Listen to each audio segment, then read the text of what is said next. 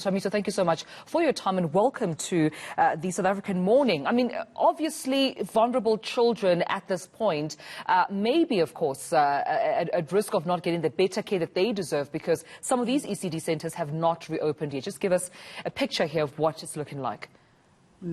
So, as you said, we know that about 200,000 jobs are at risk and 30,000 ECD centres approximately could permanently close.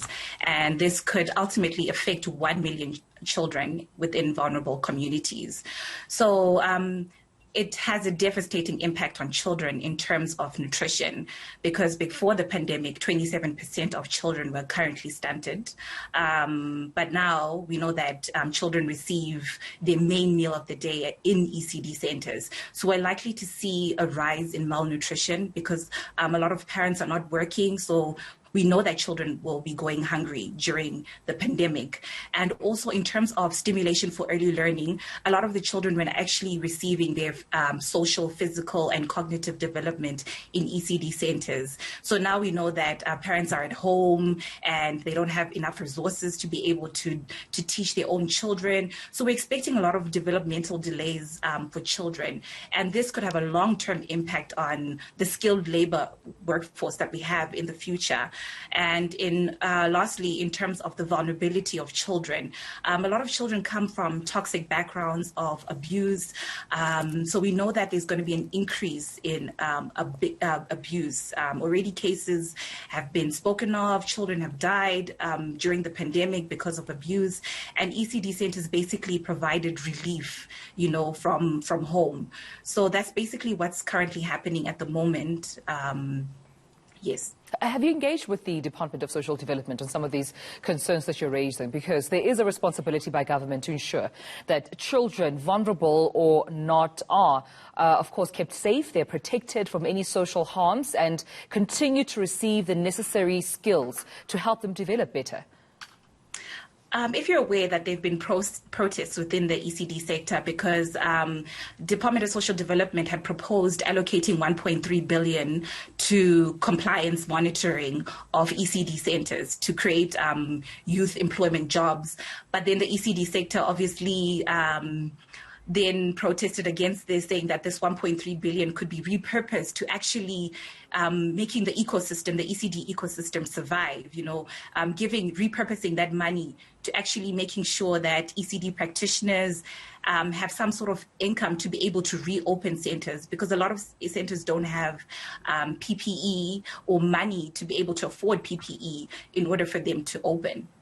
And now, Shamiso, another highlight which is important is that, the COVID-19 has, the pandemic has had an impact on both children, but as well as ECD organizations and those who are employed under these organizations, as you've previously mentioned. But your stats here are quite staggering that it's mostly, or rather largely, female and Black African, who own most of these ECD centers, who own these preschools and these creches that are affected. So are the stats showing us that's the group within our population most affected?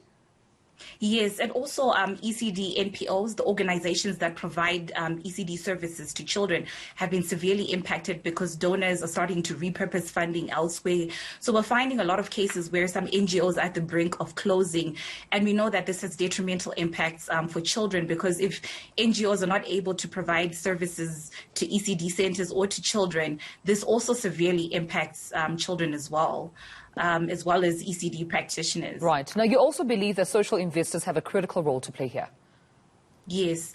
Right now, we're beginning to see a different ECD landscape emerging, one in which parental involvement is paramount in order for children to reach their developmental outcomes and for parents to be able to provide, to be able to take children to these ECD services. So I think what social investors here can really play a critical role in terms of stopgap funding for ECD NPOs and ECD centers to be able to provide services to children, including actually funding the safe reopening of ECD centers. And secondly, because we know that children are at home, we need to actually start to invest in parent caregiver behavioral change programs so that we can actually emphasize the importance of home learning in the home. And lastly, social investors can also consider scaling up what we call non-center based programs. These are programs that are offered not within ECD centers, things like playgroups, childminders, things of that sort, because we know that parents, even in the medium and long term, would not be able to afford to send children to school. So we have to find a way to access children, because if you don't access children, that means that obviously there's going to be a lot of developmental delays, and this will then ultimately impact children in the long run, because we know that the highest returns of investment is right now within early childhood development. Very important points you're raising there, but thank you so much, Shamiso, for highlighting this issue for us. Shamiso Chideme joining us there.